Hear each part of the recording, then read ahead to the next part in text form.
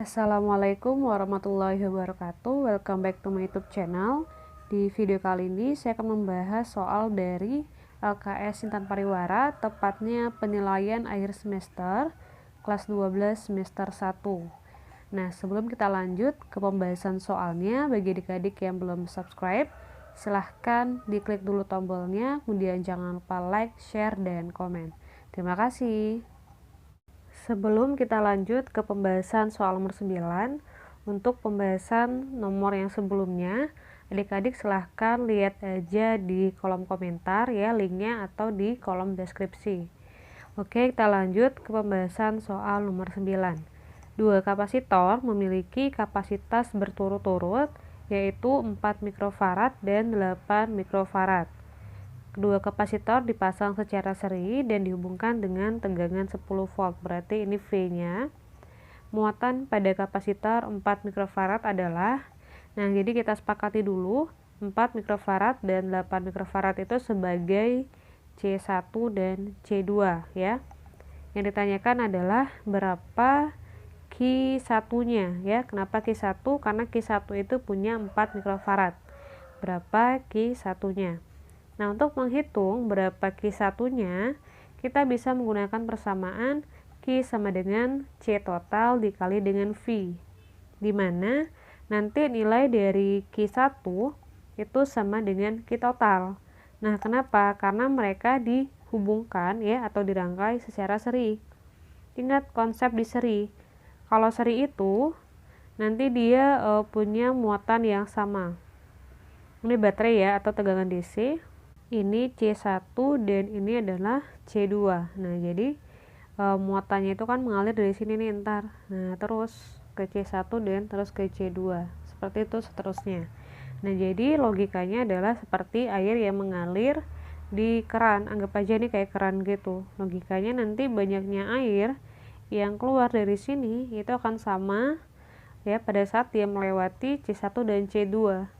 Artinya ya Q total itu sama dengan C total. Maksudnya Q total sama dengan Q1 dan Q2.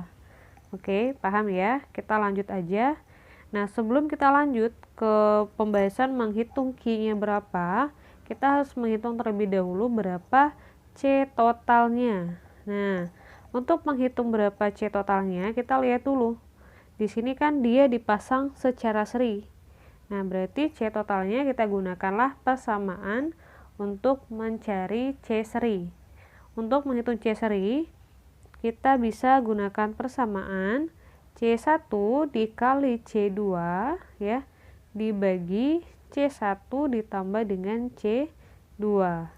Nah, tinggal masukin aja angkanya, berarti dapatnya 4,4 kali 8 dibagi 4 tambah 8, yaitu 32/12. Terakhir tinggal kita bagi dengan 4, dapatnya adalah 8/3. Nah, 8/3 tinggal masukin aja ke sini ya. Kemudian dikali dengan V-nya sebesar 10 volt. Nah, dan dihitung dapatnya adalah 26,67. Nah, karena satuannya tadi nggak kita ubah, berarti dia masih dalam mikrofarad. Nah, jawabannya adalah yang D.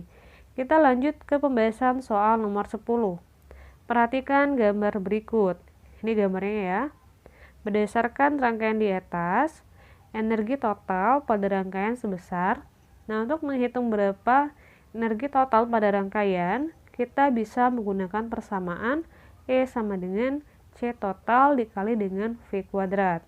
Tapi terlebih dahulu kita hitung dulu berapa nilai dari C totalnya. Menghitung berapa C totalnya, kita bisa menserikan untuk C1 dan C2, di mana nilainya adalah 2 mikrofarad dan 4 mikrofarad. Nah, di sini kita sebut sebagai CS ya. Kita gunakan 4 kali 2 dibagi 4 tambah 2, dapatnya adalah 8/6. Kemudian disederhanakan dengan dibagi 2 menjadi 4/3. Nah, sehingga nanti bentuk rangkaiannya dia menjadi seperti ini. Menjadi rangkaian paralel. Nah, setelah menjadi rangkaian paralel, baru kita hitung C totalnya dengan menggunakan rumus untuk rangkaian paralel. Yaitu tinggal dijumlahin aja. Berarti kita tulis ya. Di sini saya tulis detailnya. Yang ini. C total, saya buat C tot aja, sama dengan CP, ya, sama dengan CS ditambah dengan ini C3 ya.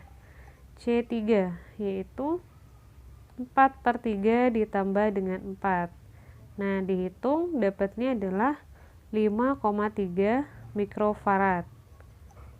Lalu tinggal masukin ke sini. Oke, kita hapus dulu.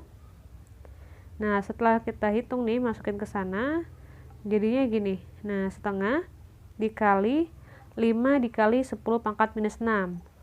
Ya, 5,3 mikrofarad itu sama dengan 5 dikali 10 minus 6 farad.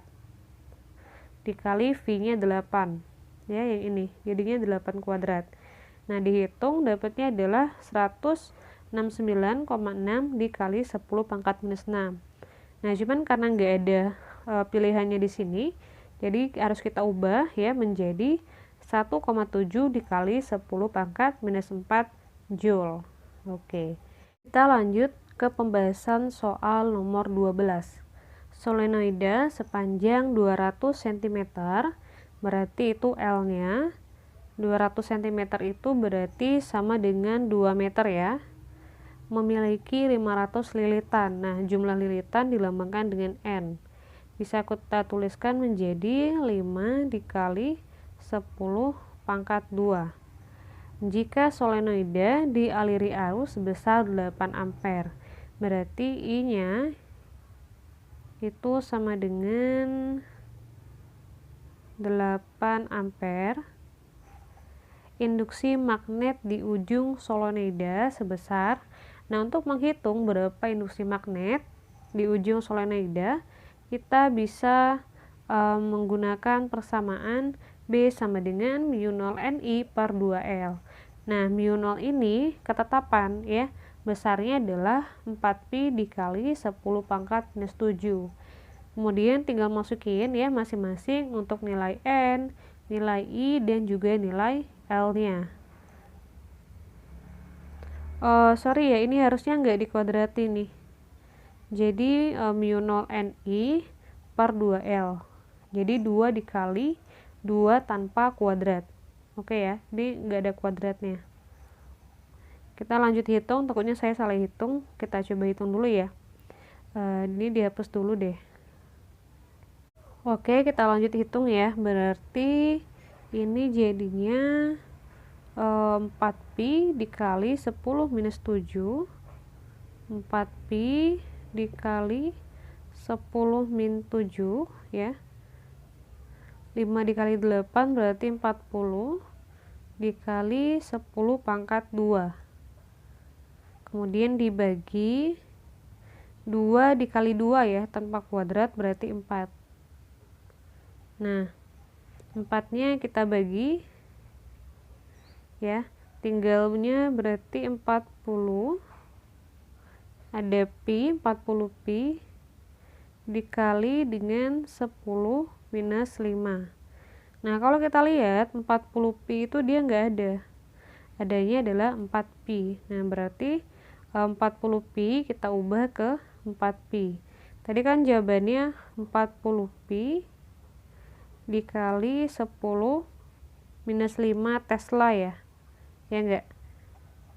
Nah, 40 itu sama dengan 4 dikali 10, berarti 4 dikali 10 dikali 10 minus 5.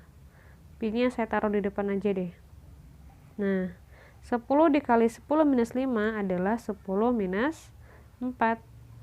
Jadinya adalah 4pi dikali 10 pangkat minus 4 Tesla. Jawabannya adalah yang C. Kita lanjut ya ke pembahasan soal nomor 13.